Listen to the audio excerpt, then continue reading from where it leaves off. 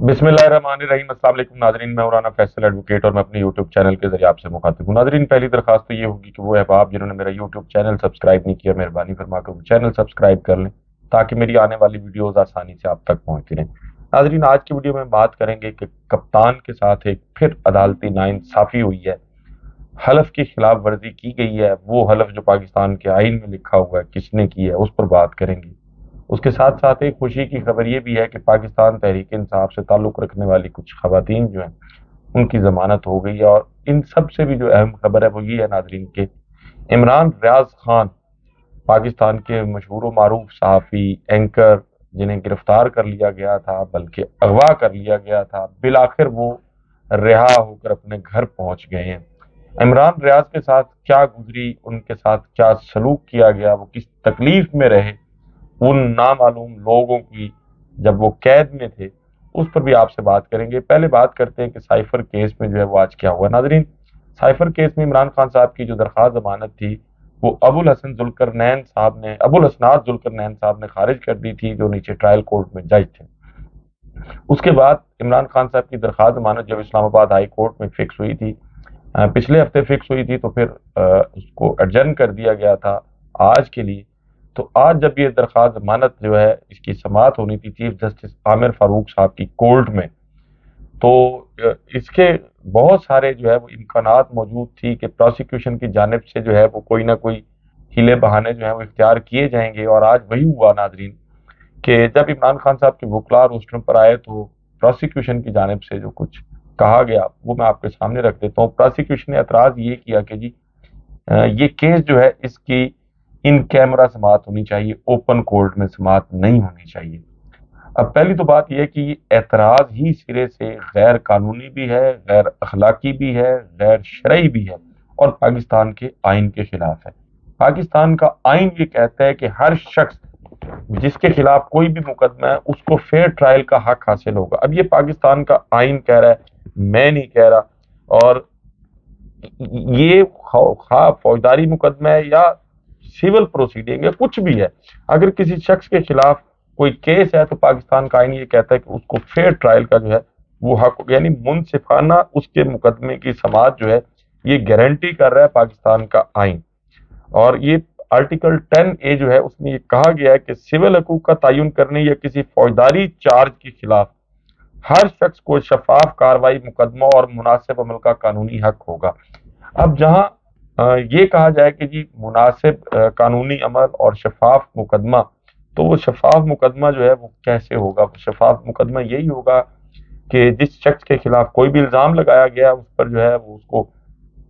Proper उसका case सुना जाए, उसकी वकला को एक्सेस हो, आम लोग भी सुने, मीडिया भी सुने, ताकि वो सबूत, वो शवाहिद जो उसके खिलाफ पेश किए जा रहे हैं पब्लिक को भी उनका पता चले। लेकिन इमरान खान साहब के केस में पता नहीं ये क्यों छुपाया जा रहा है सब कुछ। साइफर साइफर की जो है वो बकवास कुछ लोगों की जानिब से की गई। कभी कहा गया कि जी इसका वजूद नहीं है, कभी कहा गया कि जी साइफर जो है वो चोरी हो गया, कभी कुछ कहा गया, कभी कुछ कहा गया। लेकिन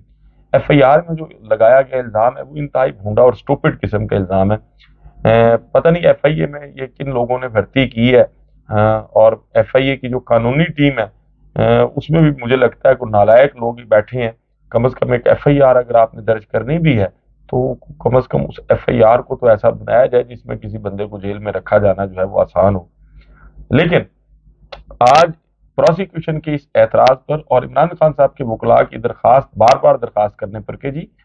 आप जो है वो, चूंकि ये अर्जेंट मैटर है, बेल जो है ये अर्जेंट होती है, इसकी फौरी समाअत होनी चाहिए, तो आप इसकी समाअत कर लें, उसके बाद फैसला जो है वो बेशक कर दीजिएगा। लेकिन आमिर फारूक साहब ने हस्बे रिवायत, जैसे इमरान खान साहब के केसेस में उनके केसेस या तो फिक्स नहीं किए जाते रहे कोर्ट में समाअत के लिए, और अगर फिक्स हो गए तो फिर किसी ना किसी बहाने से कभी कोई छुट्टी पे, कभी कोई छुट्टी पे, और जब छुट्टियों वाला बहाना भी खत्म हो गया तो फिर फैसले महफूज कर लिए जाते रहे। तो आज भी प्रोसीडिंग जो है इस केस की जमानत की जो दरखास्त की समाअत है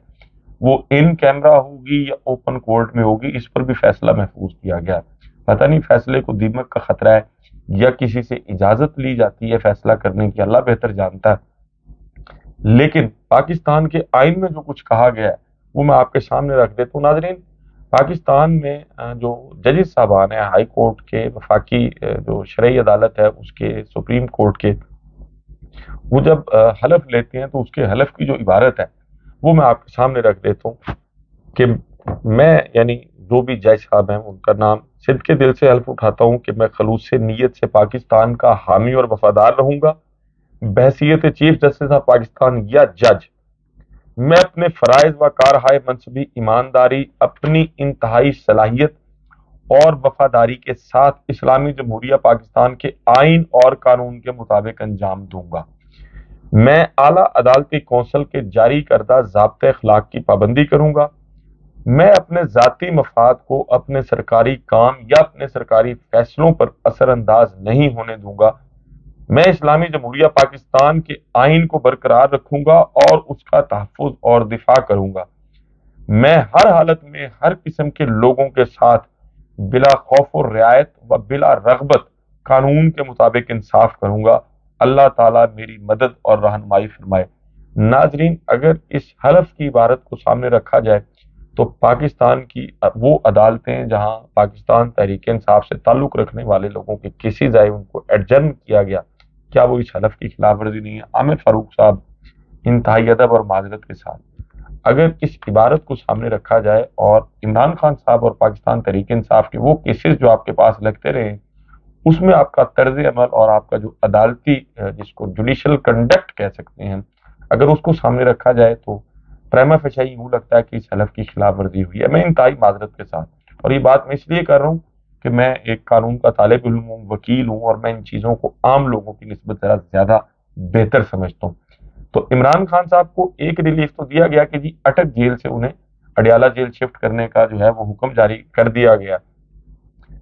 لیکن یہ اٹک جیل سے اڈیالہ جیل شفٹ کرنے یہ بھی عمران خان صاحب کا قانونی حق تھا، اور کسی کو اگر قانونی حق دیا جائے تو اس پر احسان نہیں ہوتا، بلکہ وہ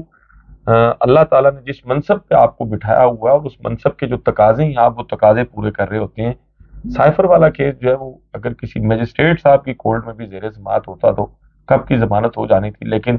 اسلام آباد ہائی کورٹ کے چیف جسٹس کی جو کورٹ ہے اس میں یہی فیصلہ نہیں ہو رہا کہ جی اس کی ان کیمرہ جو ہے وہ سماعت ہوگی یا اس کی اوپن کورٹ میں سماعت ہوگی۔ یہ ساری چیزیں جو ہیں یہ بڑی افسوسناک ہیں، اور ایک دن آئے گا، ایک عدالت وہ بھی ہے جہاں کوئی جج نہیں ہوگا، کوئی وکیل نہیں ہوگا، کوئی اپیل، کوئی دلیل نہیں، وہاں آپ کے ہاتھ، آپ کی اعضاء جو ہے وہ آپ کے خلاف گواہی دیں گے۔ عمران خان صاحب کے کیس میں جتنی بھی عدالتی ناانصافیاں ہو رہی ہیں اور وہ لوگ جو یہ عدالتی ناانصافیاں کر رہے ہیں، بہرحال ایک دن آئے گا کہ ان کو ان ناانصافیوں کا جو ہے وہ حساب دینا پڑے گا۔ اس کے ساتھ ساتھ ناظرین ایک اور کیس تھا پاکستان تحریک انصاف سے تعلق رکھنے والے لوگوں پر، جن میں خواتین بھی شامل تھیں۔ آج اس کیس میں ان کی جو ہے ضمانت تو پرسوں ہو گئی تھی، لیکن آج ان کی رہائی کی روکار جو ہے وہ بھی جاری کر دی گئی ہے۔ ان خواتین میں صنم جاوید، افشاں طارق، آشما شوجا اور شابانہ گرچانی اور کچھ دیگر لوگ بھی شامل ہیں۔ یہ مقدمہ نمبر تھا 96 ناظرین، اور یہ 10/5/2023 کو یہ مقدمہ لاہور میں درج ہوا تھا، اور مزے کی بات یہ ہے کہ اس مقدمے میں 45 مختلف دفعات کے تحت یہ مقدمہ درج کیا گیا تھا، جس میں 302 بھی شامل ہے، 395 بھی شامل ہے، 324 بھی شامل ہے، جس میں 780A بھی شامل ہے، اور 121B، 121A، 505B، بغاوت، ریاست لوگوں کو اکسانا، ڈکیٹی، مرڈر اور اقدام قتل جیسی دفعات کے تحت یہ مقدمہ درج کیا۔ وہ شاید کالم جس میں یہ تمام تر دفعات لکھی جاتی ہیں وہ ختم ہو گیا تھا، لیکن یہ دفعات ختم نہیں ہوئی تھی، تو بہرحال اس میں ایک اس جبر کے موسم میں، اس گھٹن کی فضا میں ایک جو ہے وہ اچھا یہ فیصلہ میں سمجھتا ہوں آیا، اور اب ان کی رہائی کی روکار تو جاری کر دی گئی ہے سپرنٹینڈنٹ جیل لاہور کے نام، لیکن ابھی تک ان کو رہا جو ہے وہ نہیں کیا گیا۔ ایک قانونی پروسیس ہوتا ہے، اگر کسی دیگر کیس میں انہیں گرفتار نہ کیا گیا تو یہ خواتین جو ہیں یہ آج رہا ہو جائیں گی۔ اس کے ساتھ ساتھ ناظرین عمران ریاض صاحب جو ہے وہ ان کو بھی رہا کر دیا گیا بالآخر، ایک تقریباً 4.5 مہینے کی قید و بند کی صعوبتیں برداشت کرنے کے بعد عمران ریاض صاحب جو ہیں وہ گھر پہنچ گئے۔ ناظرین ایک صحافی سے ان کی ملاقات ہوئی، اور اس صحافی نے جو دل دہلا دینے والے انکشافات کی ہیں، رونگٹے کھڑے ہو جاتی ہیں ان کی گفتگو سن کر۔ ناظرین انہوں نے بتایا کہ 22 کلو وزن جو ہے وہ عمران ریاض صاحب کا کم ہو گیا ہے، اور بالکل اب جیسے کوئی ہڈیوں کا ڈھانچہ بچ جاتا ہے ان کی صحت جو ہے وہ اتنی گر گئی ہے، ان کے ساتھ کیا سلوک کیا گیا ہوگا اور ان کو کس قسم کی ذہنی اور جسمانی اذیتیں دی گئی ہوں گی، اس کا اندازہ لگانا مشکل نہیں ہے۔ لیکن اس کے ساتھ ساتھ جو ایک اور بڑی افسوسناک اور دل دہلانے والی انہوں نے بات شیئر کی ہے اپنے اس ویڈیو پیغام میں، وہ میں سمجھتا ہوں کہ بس اللہ تعالیٰ جو ہے وہ ان لوگوں کو ہدایت دے جو اس قسم کا سوچتے ہیں۔ وہ یہ کہ عمران ریاض صاحب کا آپ کو پتہ ہے کہ ان کا بولنا، ان کے لہجے کی ایک گرج اور ان کی جو ایک کھنک تھی وہ ان کی شخصیت کا ایک خاصہ تھی، اور بہت سارے لوگوں کو، بہت سارے اداروں کو ان کے بولنے سے تکلیف محسوس ہوتی تھی۔ تو ان کی وہ جو قوت گویائی تھی، ان کی بولنے کی جو طاقت تھی، ناظرین اس پہ ضرب لگائی گئی ہے۔ اور اب عمران ریاض صاحب وہ گفتگو، یعنی جو میرے جیسا آدمی میں 10 سیکنڈ میں یا 20 سیکنڈ میں اگر میں کوئی بات کرتا ہوں تو عمران ریاض صاحب کو وہی بات کرنے کے لیے 2 منٹ چاہیے، یعنی ان کی بولنے کی جو صلاحیت ہے وہ بھی چھین لی گئی ہے، پہلے جیسی نہیں رہی۔ ناظرین یہ تقریباً 4.5 ماہ جس کرب اور جس اذیت سے ان کی فیملی دوچار رہی ہوگی، اس کا اندازہ کرنا مشکل نہیں ہے۔ میری عمران ریاض صاحب کے چچا سے بات ہوتی رہی ہے، ان کے والد جو ہیں ان کو چپ لگ گئی تھی، ان کے جو بچے ہیں معصوم، خصوصاً ان کی بیٹے، وہ جو ہے وہ پوچھ کے تنگ آ گئے تھے اپنے دادا سے، اپنی والدہ سے کہ ہمارے والد جو ہیں وہ کہاں ہیں اور کب آئیں گے۔ اندازہ کر سکتے ہیں ہم سب تقریباً جو ہے وہ اس ملک میں وہ لوگ جو قید و بند کی صعوبتیں برداشت کر رہی ہیں ان کے اہل خانہ پہ کیا گزرتی ہے۔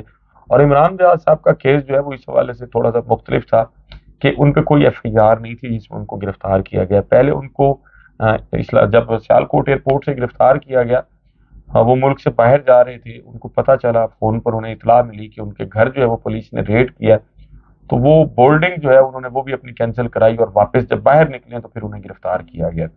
اور وہ گرفتار کرنے کے بعد ان کے لیے، ان کی بازیابی کے لیے صحافتی تنظیموں نے احتجاج بھی کیا، جو ڈیجیٹل میڈیا جرنلسٹ تھے انہوں نے بھی احتجاج کیا، ملک سے باہر بھی آوازیں اٹھیں، ان کی رہائی کے لیے پیٹیشن بھی فائل کی گئیں، اور وہ پیٹیشن جو ہے وہ بھی 4.5 مہینے سے زیادہ جو ہے وہ زیر سماعت رہی صوبے کی سب سے بڑی عدالت میں۔ بار بار یقین دہانیاں کروائی گئیں،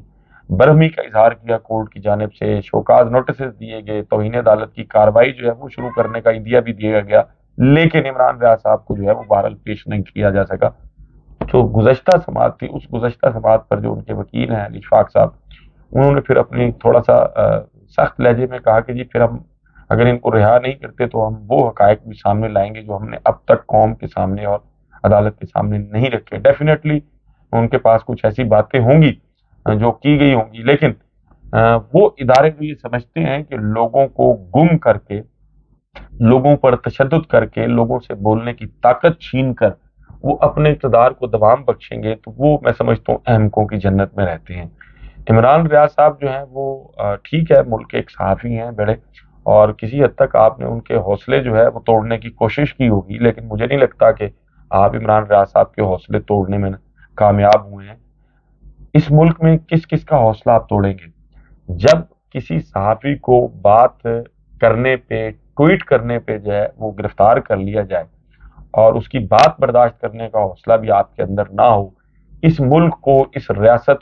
ریاست کی سالمیت کو کسی کے بولنے سے اگر خطرات لاحق ہو جاتے ہیں تو پھر میں سمجھتا ہوں ایسی ریاست جو ہے وہ اپنا قانونی اور اخلاقی جواز، اپنی موجودگی کا کھو دیتی ہے۔ ناظرین بولنے کی آزادی جو ہے وہ کسی سے نہیں چھینی جا سکتی، نہ عمران ریاض صاحب سے چھینی جا سکتی ہے، نہ آپ سے چھینی جا سکتی ہے، نہ میرے سے چھینی جا سکتی ہے۔ اور وہ لوگ جو یہ آزادی چھینتے ہیں وہ اپنے حلف کی جو ہے وہ خلاف ورزی کرتی ہیں، اور وہ عدالتیں جب ان لوگوں کو ان سے آزادی چھینی جاتی ہے اور ان کی رہائی کے لیے کیسز جو ہیں وہ عدالتوں میں جاتے ہیں اور باوجود ان کو رہا نہیں کیا جاتا یا ان کی رہائی کے احکامات جاری نہیں کیے جاتے، یا وہ لوگ جن پر الزام ہوتا ہے ان کے خلاف کارروائی نہیں کی جاتی، تو یہ بھی حلف کی خلاف ورزی ہوتی ہے۔ ناظرین آپ سے ملاقات ہوگی اگلی ویڈیو میں، اپنا اور اپنے ارد گرد کے لوگوں کا بہت خیال رکھیے گا۔ اللہ حافظ۔